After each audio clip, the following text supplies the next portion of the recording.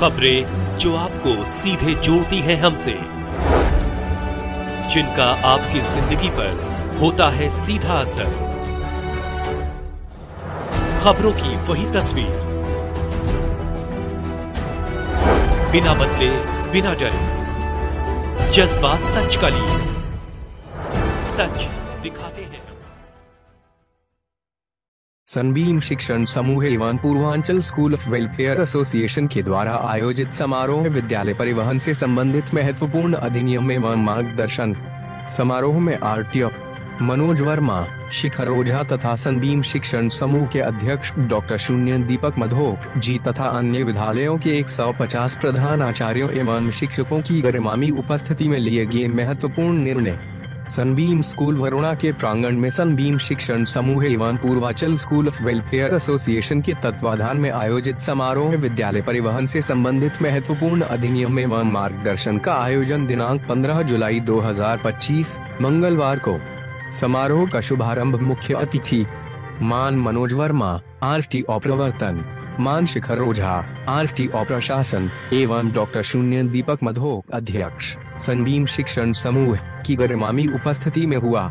इस अवसर पर श्री जगदीप मधोक, कोषाध्यक्ष पूर्वांचल वेलफेयर स्कूल्स एसोसिएशन, हर्ष मधोक, मानव निदेशक सनबीम शिक्षण समूह एवं प्रधानाचार्य डॉक्टर अनुपमा मिश्रा आदि गणमान्य उपस्थित रहे।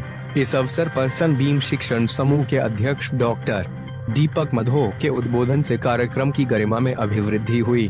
इसके बाद कार्यक्रम के मुख्य अतिथि मनोज वर्मा, आरटीओ प्रवर्तन, शिखर ओझा, आरटीओ प्रशासन एवं डॉक्टर शून्य दीपक मधोक अध्यक्ष सनबीम शिक्षण समूह ने विद्यालय एवं परिवहन व्यवस्था से संबंधित सभी मुद्दों पर विचार विमर्श किया एवं परिवहन विभाग के दिशा निर्देशों की उपयोगिता पर प्रकाश डाला। इस बैठक के मुख्य बिंदु फिटनेस व परमिट प्रमाण पत्र संबंधी समस्याएं, सीएनजी नई बसें और 20 किमी क्षेत्र के परमिट संबंधी समस्याएं, ड्राइविंग लाइसेंस और नाबालिग ड्राइवर संबंधी समस्याएं, अवैध बसें और परिवहन की आरटीओ जांच, रैली आदि के लिए स्कूल बसों का अधिग्रहण, आरटीओ द्वारा प्रत्येक 6 माह पर ड्राइवर एवं कंडक्टर का निःशुल्क नेत्र परीक्षण एवं प्रत्येक विद्यालय के परिवहन प्रभारियों को नियमित अंतराल पर ट्रांसपोर्ट विभाग की सभी आयोजित की जानी चाहिए के बारे में निर्देश दिया गया। समारोह के मुख्य अतिथियों में मनोज वर्मा, आरटीओ प्रवर्तन, शिखर ओझा, आरटीओ प्रशासन एवं डॉक्टर शून्य दीपक मधोक अध्यक्ष सनबीम शिक्षण समूह ने समस्त विद्यालयों द्वारा परिवहन विभाग के दिशा निर्देशों एवं अधिनियमों को पालन करने का सुझाव एवं निर्देश दिया तथा भविष्य की चुनौतियों से निपटने का मूल मंत्र भी दिया।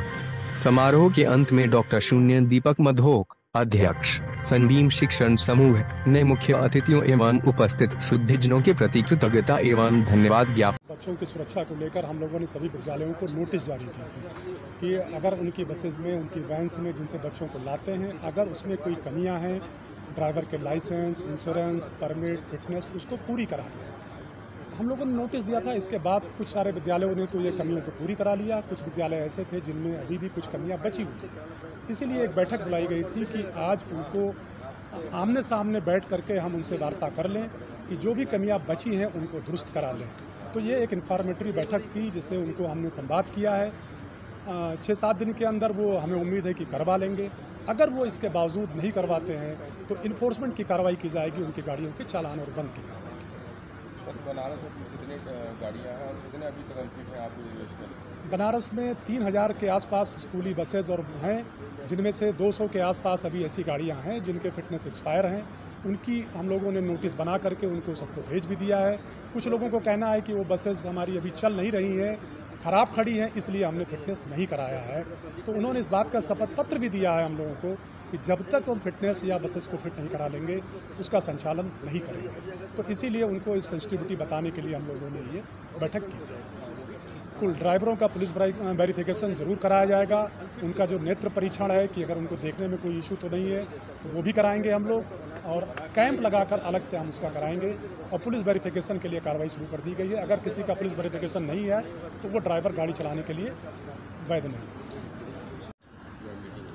देखिए, आज की ये एक बहुत ही महत्वपूर्ण बैठक हुई है जिसमें परिवहन विभाग के उच्च अधिकारी सम्मिलित हुए हैं और विद्यालयों के प्रतिनिधि, प्रबंधक, बड़ी संख्या में आज आए हैं और ये बड़ा महत्वपूर्ण विषय है क्योंकि ये इसका संबंध बच्चों से है।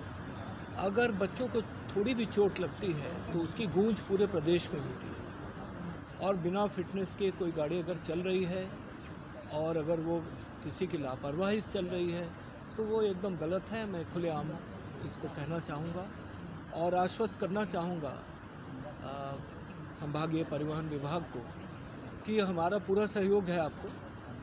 आप जिन विद्यालयों की गाड़ियाँ नहीं हैं, फिटनेस प्राप्त नहीं जिनकी है, उनको आप बुलाएं अपने पास, उनकी गाड़ियों को फिटनेस कराएं और कुछ समय बाद आप चालान भी करना चाहें तो करें, क्योंकि जो भी न्यायिक प्रक्रिया है उसको आप पूरी तरह से करें ताकि बच्चों की सुरक्षा से कोई भी किसी प्रकार का कोई कॉम्प्रोमाइज़ न हो।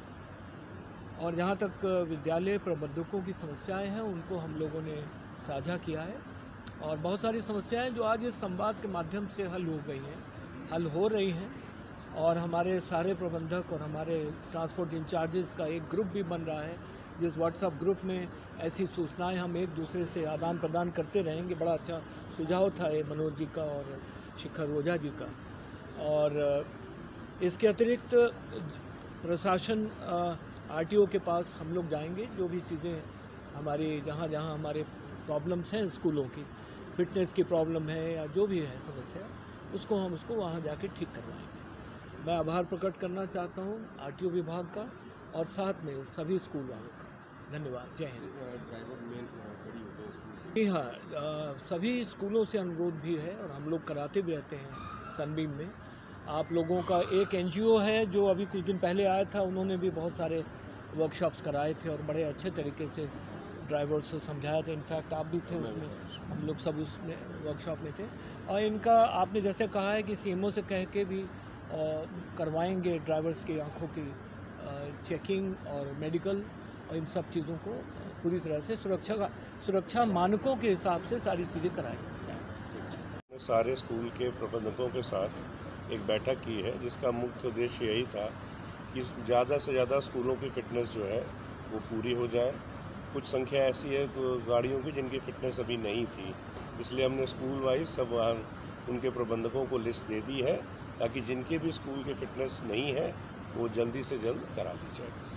ट्रांसपोर्ट के लिए क्या निर्देश दिया गया, किस तरह से बच्चे ले आए हैं? देखिए, इसमें सबसे महत्वपूर्ण जो चीज़ें थी कि ड्राइवर का लाइसेंस होना चाहिए, उसका पुलिस वेरिफिकेशन करा लिया जाए, गाड़ियों में एक अटेंडेंट भी रहे जो बच्चों को उतारने और उनको चढ़ाने में मदद करे और इसके अलावा सड़क सुरक्षा के जो भी नॉर्म्स हैं उनका पालन किया जाए।